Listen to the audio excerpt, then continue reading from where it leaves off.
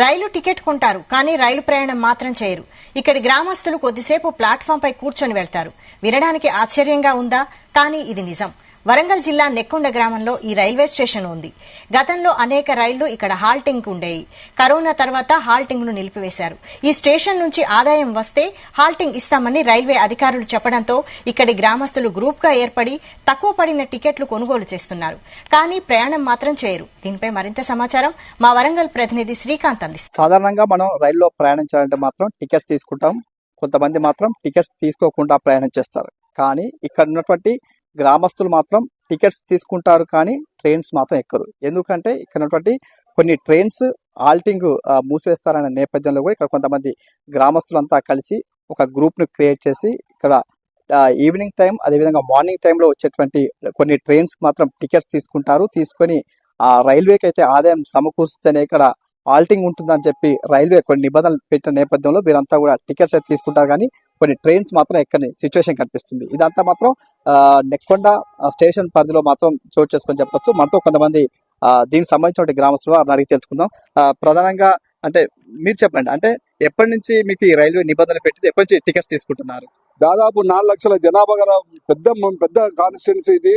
ఆ కాన్స్టిట్యున్సీకి సంబంధించి దూర ప్రాంతాలకు పోవాలంటే ప్రజలకు ఇక్కడి నుంచి ఎక్స్ప్రెస్లు కానీ సూపర్ ఫాస్ట్లు కానీ హాల్టింగ్ లేకపోవడం కారణంగా గతంలో మేము రైల్వే శాఖ మంత్రి గారికి వినతి పత్రం అందజేయడం జరిగింది. రిప్రజెంటేషన్ ఇచ్చిన తర్వాత వాళ్ళు ప్రాసెస్ లో ఉండి గత 22 నవంబర్ నెలలో 2002లో ఇచ్చినాము.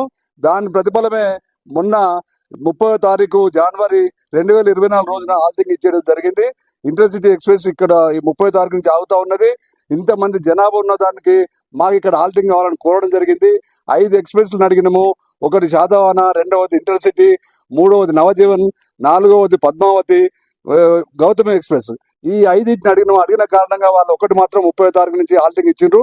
ఆ ఇచ్చిన దానికి సంబంధించి 3 నెలలలో వాళ్ళకు కొంత టార్గెట్ ఫుల్ఫిల్ చేయాలనే మాట వాస్తవం. ఆ టార్గెట్ ఫుల్ఫిల్ కోసం మేము అందరం కలిసి కూడా పార్టీలకు అతీతంగా జనానికి అవేర్నెస్, వాళ్ళందరికీ అవగాహన కల్పించడం కోసం మాత్రమే ఇవాళ వాళ్ళందరికీ ఇవాళ ఇంటర్సిటీ మన నెక్కొండలో అవుతా ఉన్నది. దాని టార్గెట్ కనుక ఫుల్ఫిల్ చేయనట్లయితే మళ్ళీ ట్రైన్ ఆపరనే భయంతో మాత్రమే మేము వాళ్ళకి అవేర్నెస్ కల్పించి దానికి టార్గెట్ సంబంధించిన టికెట్లు అమ్మే ప్రయత్నం చేస్తా ఉన్నాం.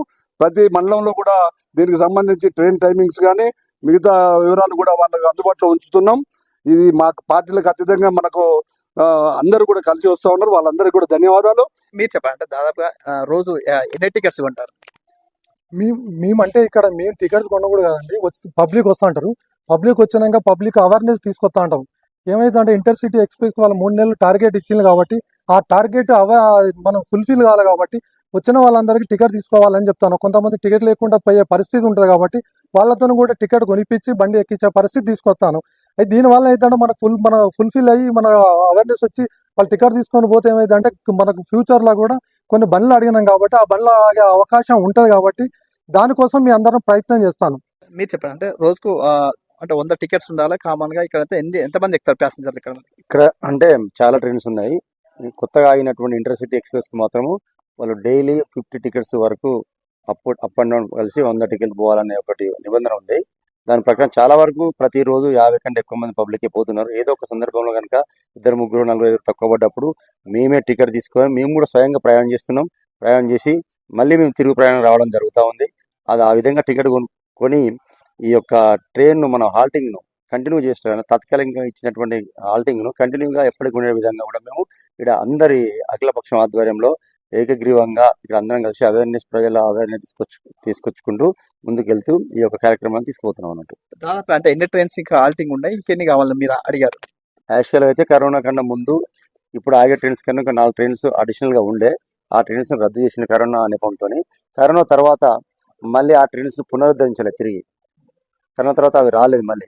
అంటే ఇక్కడ చూసుకోవచ్చు ఇటువంటి స్టేషన్ ఏదో ఉందో కూడా నెక్కొండ పరిధికి సంబంధించినటువంటి స్టేషన్ లో కూడా వివిధ సంబంధించిన ట్రైన్స్ గతంలో హాల్టింగ్ జరిగేది. ఆ తర్వాత కరోనా సమయం తర్వాత ఇక్కడ హాల్టింగ్ నిలిపివేసినటువంటి రైల్వే అధికారులు మళ్ళీ పునరుద్ధరించలేదు. ఈ నేపథ్యంలో ఇక్కడ హాల్టింగ్ చేయాలనే ఉద్దేశంతో ఇక్కడ నెక్కొండకు సంబంధించినటువంటి ఇక్కడ గ్రామస్తులు ఒక అఖిలపక్ష కమిటీ అయితే ఏర్పాటు చేసుకుని వీరంతా కూడా వచ్చేటువంటి ప్యాసింజర్ కి అయితే అవగాహన కల్పించడం, అదేవిధంగా డైలీ 100 టికెట్స్ ఇటు అప్ అండ్ డౌన్ ఉండే విధంగా అయితే వీరు అవగాహన కల్పిస్తున్నారు. అదే ఇక్కడ ఉన్నటువంటి ఆల్టింగ్ ను పునరుద్ధరించాలి అనే ఉద్దేశంతో కూడా ఏమైనా తక్కువ పడితే మాత్రం టికెట్స్ కూడా మీరు కొని మీరు ప్రయాణం చేయకుండా ఉన్నటువంటి సిచ్యువేషన్ కనిపిస్తుంది.